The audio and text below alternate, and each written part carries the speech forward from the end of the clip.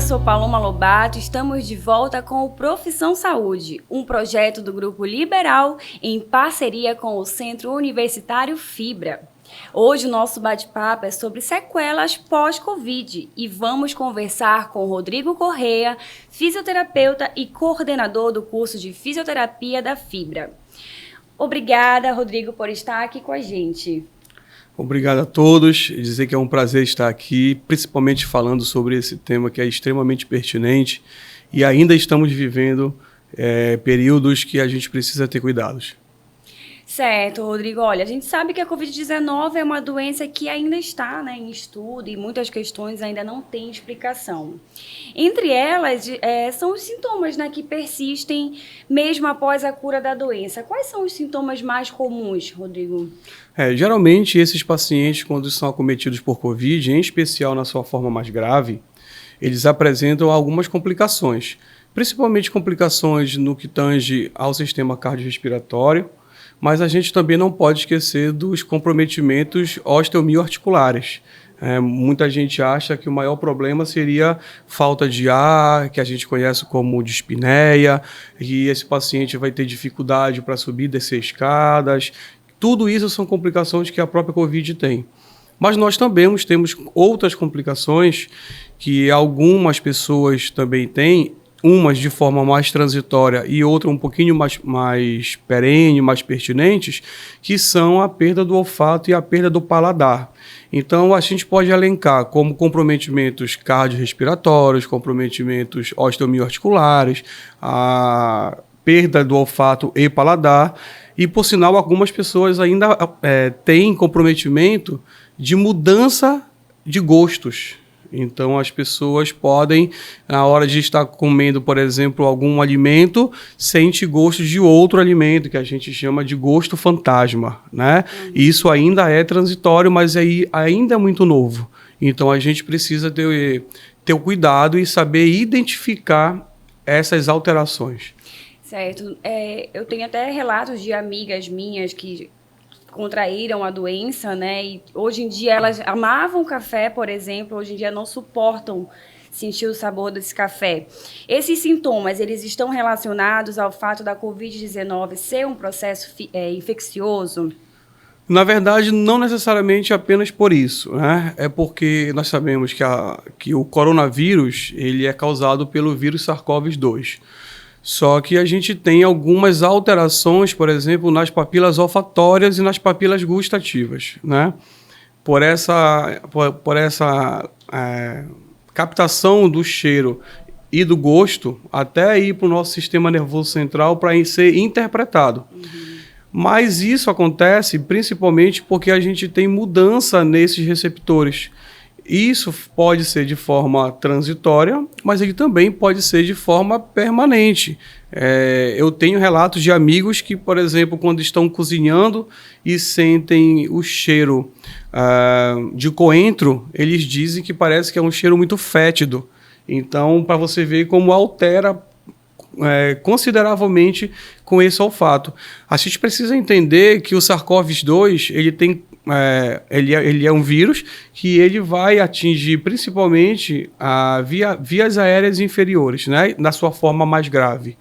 O que a gente sabe é que aproximadamente 20% dessas pessoas elas vão ter algum comprometimento, seja ele um pouco mais leve, e algumas pessoas vão ter comprometimento um pouquinho mais grave, né? Principalmente agora que a gente já tem grande parte da população vacinada, nós ainda temos pessoas vacinadas, e isso foi uma grande inquietação que as pessoas tiveram, porque achavam que fossem tomar vacinas e as vacinas iam curá-las e evitar que ficassem doentes.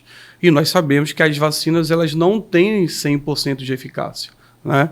Então, a gente pode contrair a doença de novo, mas geralmente de uma forma um pouquinho mais branda. Certo, Rodrigo.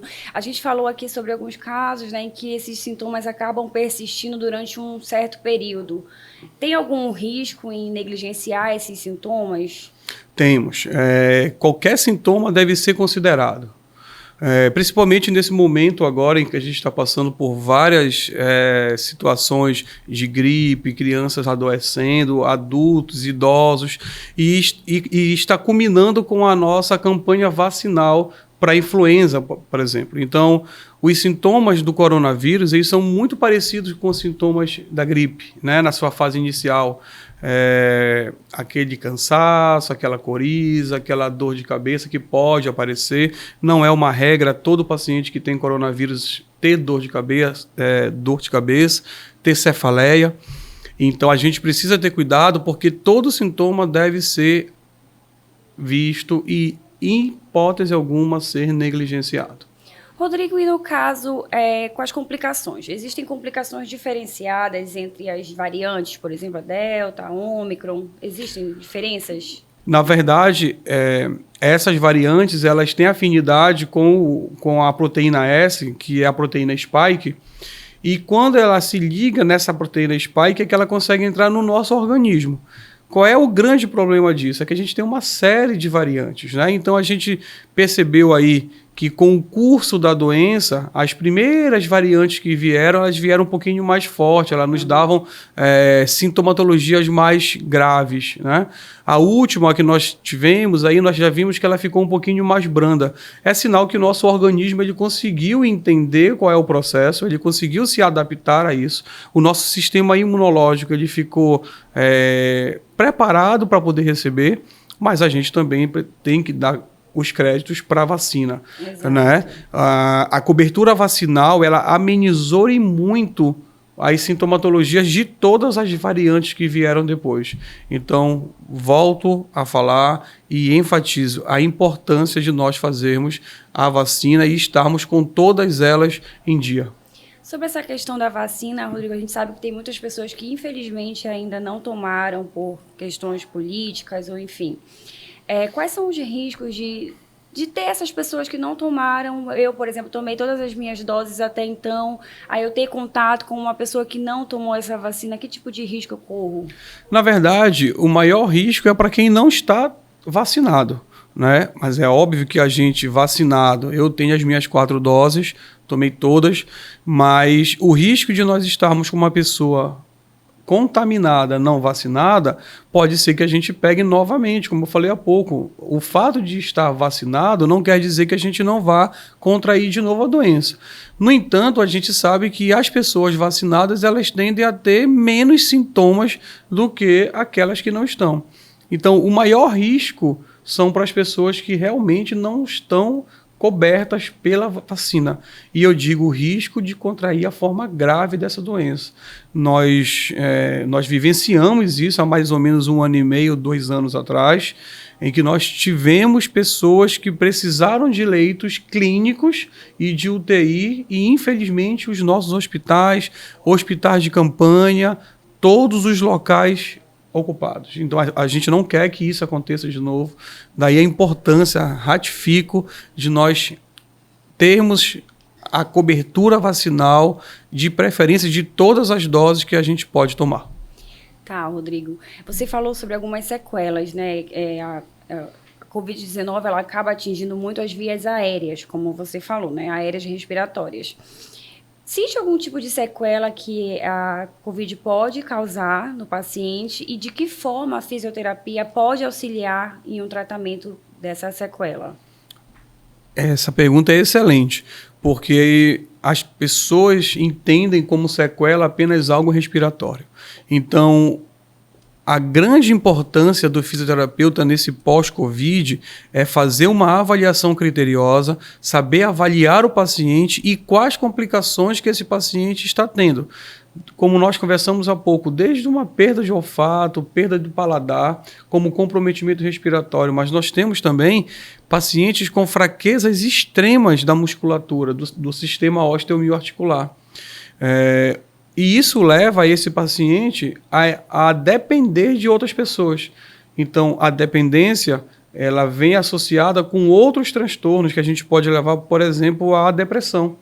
Então, aquela pessoa que era totalmente ativa e aí do pós-Covid, geralmente da forma mais grave como pegou, geralmente foi hospitalizada pode ter sido entubada, e aí nesse momento ela perdeu muita massa muscular. É um paciente que precisa de um tempo maior para conseguir recuperar essa força, recuperar esse tônus muscular, para que ele consiga fazer as suas atividades de vida diária. Nós sabemos que o paciente que fica dependente, que ele é imobilizado, é um paciente que fica em casa, ele tem uma tendência, principalmente se for idoso, à depressão. E a depressão no idoso é extremamente muito arriscada. Então, a importância é o fisioterapeuta avaliar o paciente, perceber as principais sequelas que ele pode vir a ter e, a partir das sequelas, ele mapear e traçar o melhor plano terapêutico para aquele paciente, né? E esse tratamento ele deve ser de forma individualizada. Só para a gente ratificar, nós estamos montando o nosso serviço de reabilitação pós-Covid no nosso centro universitário, e esse centro ele tem como proposta atender esses pacientes de forma individualizada.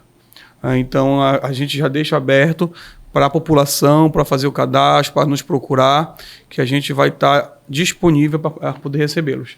Rodrigo, uma dúvida que me surgiu agora é a Prefeitura de Belém, ela liberou, né, o uso de máscara tanto em locais fechados quanto abertos. Que tipo de orientações você deixa para quem está nos assistindo para ter cuidado, né, com essa nova orientação, mas de que forma a gente pode se prevenir, o que a gente pode fazer para evitar o contágio, alguma coisa parecida? Isso é muito recente, isso foi anteontem, né? O que a gente precisa levar em consideração é que essa medida foi tomada baseada na quantidade de leitos ocupados e o número de casos novos que Belém apresentou, ou seja, que foi extremamente baixo. Volto a falar da importância da vacina, mesmo com algumas pessoas que não fizeram. Porém, a gente sabe, falamos ainda há pouco, nós estamos passando por um período de gripe, que a gente sabe que a gripe nesse momento ela é muito comum em todas as faixas etárias. E como os sinais e sintomas são muito parecidos com o coronavírus, a gente precisa ter cuidado com isso, né? Então, particularmente, eu acredito que locais públicos em que a gente tenha uma aglomeração muito grande de pessoas, uma circulação muito grande, principalmente em shoppings, restaurantes, que as pessoas estejam ali, eu acho que ainda é válido que a gente use a máscara, porque a gente não sabe quais doenças estão circulando ali, e a gente não está falando simplesmente da Covid-19, nós estamos falando de outras doenças.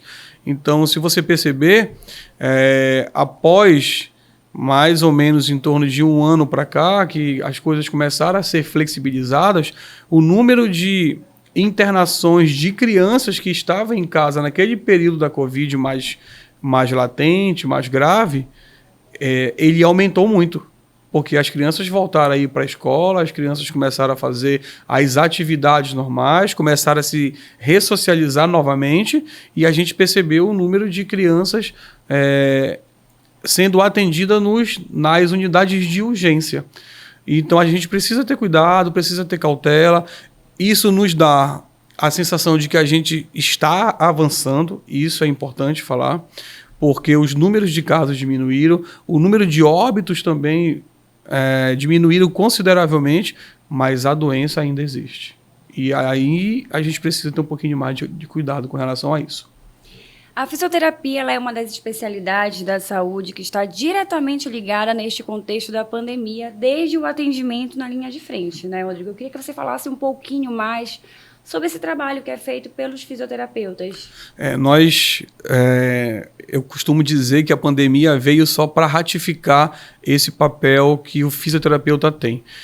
Nós sabemos que o fisioterapeuta ele é um profissional de primeiro contato. Isso é importantíssimo que fique muito claro. Eu não preciso ter um encaminhamento, por exemplo, de nenhum outro profissional para que o fisioterapeuta possa atender algum paciente, né? Mas, falando especificamente da Covid-19, nós tivemos um papel muito importante, principalmente naqueles pacientes que contraíram a forma mais grave daquela doença. porque eram pacientes que estavam em unidades de terapia intensiva, eram pacientes que ficaram entubados, e quem fazia esse controle, quem fazia o ajuste do ventilador mecânico para tentar fazer com que esse paciente tivesse uma melhora do seu quadro respiratório, do seu quadro de doença, associado com a equipe multidisciplinar, que é fundamental, todos os profissionais foram importantes, né?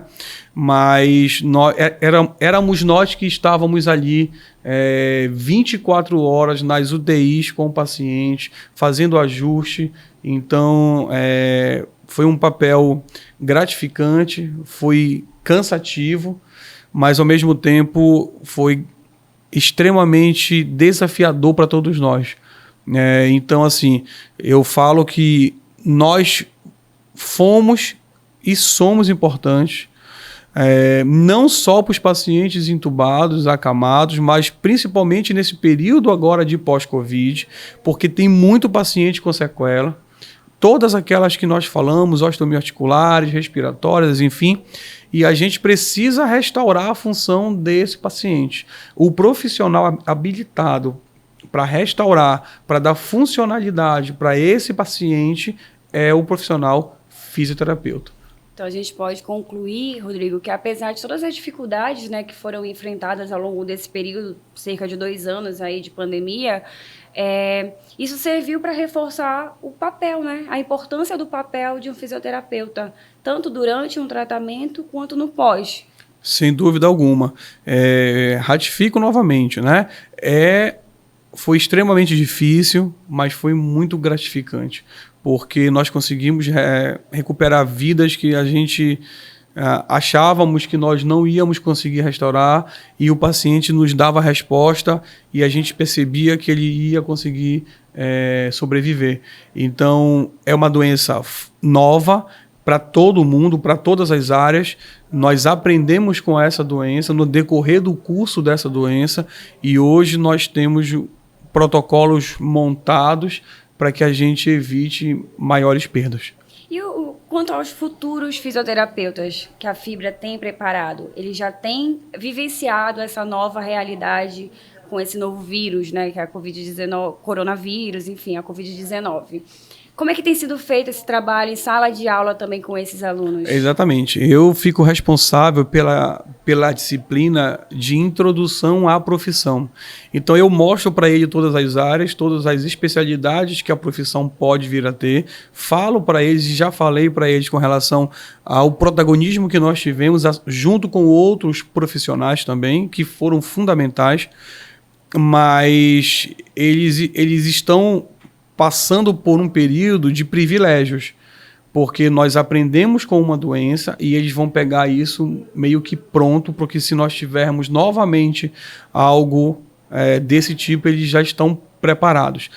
Para você ter ideia, os nossos alunos de primeiro semestre eles já vão começar a atender os pacientes pós-Covid. Então, aqueles pacientes que têm alguma sequela, que forem cadastrados no Centro Universitário Fibra para serem atendidos no nosso ambulatório, são os nossos alunos de primeiro período que vão fazer esse processo junto com eles. Isso faz uma diferença muito grande na formação acadêmica deles, principalmente porque eles começam a ter essa relação paciente-aluno, paciente-profissional. Por óbvio, eles vão ser acompanhados por um profissional habilitado. Eles não passaram pelas disciplinas ainda que dão base científica para eles conseguirem atender, montar, planejar e executar. Então, isso será feito por profissionais, professores, fisioterapeutas, e eles vão ser auxiliadores do processo, mas eles estarão no atendimento dos pacientes. Então, assim, eu digo que vai ser um ganho para os alunos, para o centro universitário e para o nosso curso. A gente está chegando ao final de mais um Profissão Saúde, mas antes de finalizar, claro, eu quero agradecer a sua participação. Eu agradeço a oportunidade de falar sobre essa profissão fantástica, maravilhosa, dizer que o nosso centro universitário ele está com as portas abertas. Se você tem dúvidas, se você quer conhecer um pouco do nosso centro, do nosso curso, do nosso ambulatório, que está em fase final de preparação, venha conosco e qualquer dúvida é só nos procurar na Fibra. Lembrando que o Centro Universitário Fibra é referência nos cursos de saúde com nota máxima no MEC. Saiba como agendar a sua prova online para ingressar nos cursos pelo site fibrapará.edu.br. E obrigada a você por acompanhar o Profissão Saúde. Até a próxima!